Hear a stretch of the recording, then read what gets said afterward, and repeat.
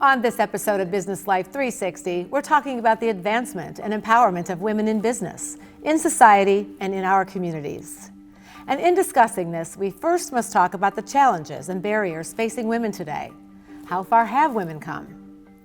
With us on Business Life 360 is Lisa McDuffie, who is the president and CEO of the YWCA of Northwest Ohio.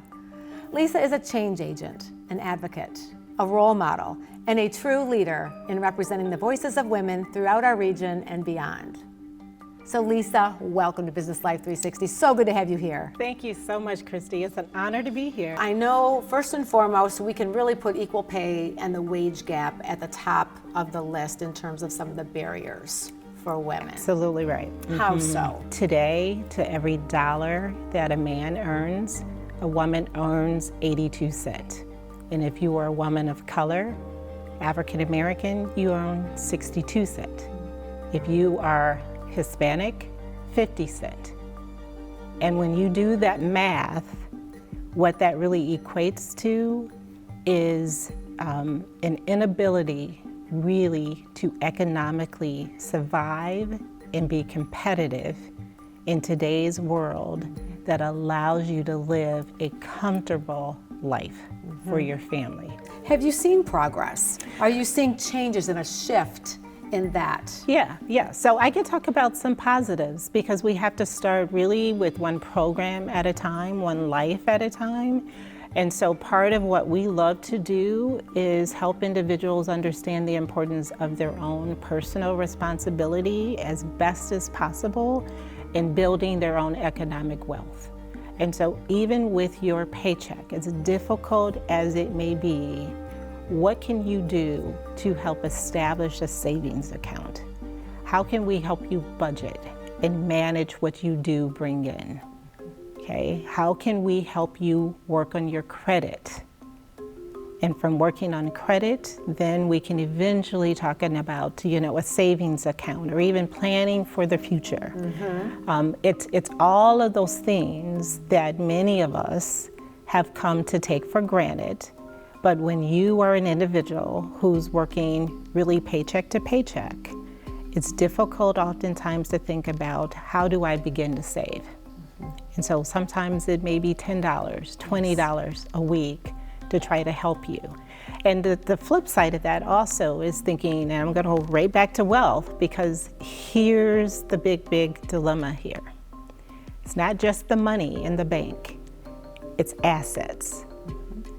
Wealth is assets. So if we want to break the generational cycle of people in poverty, we have to help them and give them the tools to build wealth. So another topic as we kind of shift from that heavy topic of financial disparity and really working to improve that is violence against women. And you work in this world every day. You see this. Talk to us about how that really is so prevalent in our world and how that truly suppresses women and our rights to kind of move forward in this world. Absolutely. So if you know 7 women, chances are one of them are being domestic violence right now. Oftentimes people think of it in just the mere fact that it's cuts and bruises. There's many other forms of abuse that take place. It can be emotional and psychological, but a very big form is financial abuse. And so for women, sometimes they stay in relationships. Think about what we just talked about. Think about the very topic we're talking about today. If we're talking about the wage gap, if a female is bringing in a portion, 82 cents on the dollar, African American 60 cents on the dollar, Latinx 50 cents on the dollar, compared to a whole dollar, at the end of the week, at the end of the month, at what point will that woman choose that it may be almost impossible for me to get away from this person that is really providing for the family, that's maybe paying the bills. And so part of what we try to do is economic empowerment for women and help them understand that there is life outside of financial abuse. Now, in addition to that, Lisa, you also have a 24-hour rape crisis center. And you are also dealing with those maybe in the middle of the night, coming in, mothers with their children, having faced domestic violence situations. Their pets may be coming as well.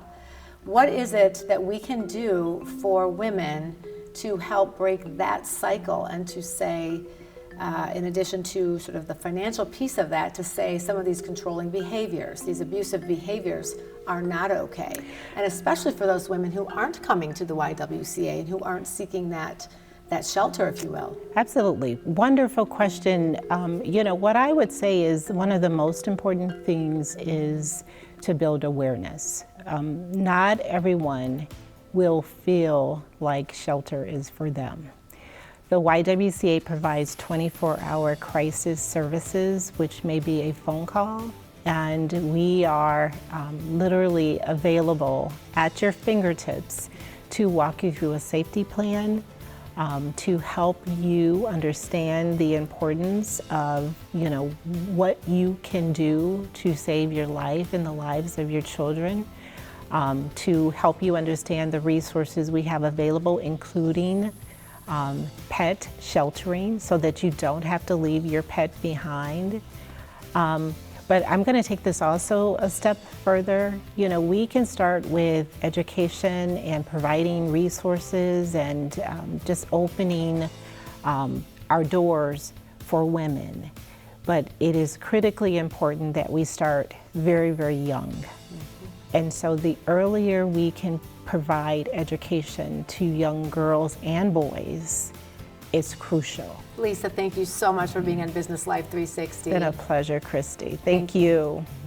We thank Lisa McDuffie for what she does every day to help those dealing with domestic violence, rape crisis, inequity, and racism, and for her tireless work to advance and empower women. And now, let's head out on location to continue the dialogue.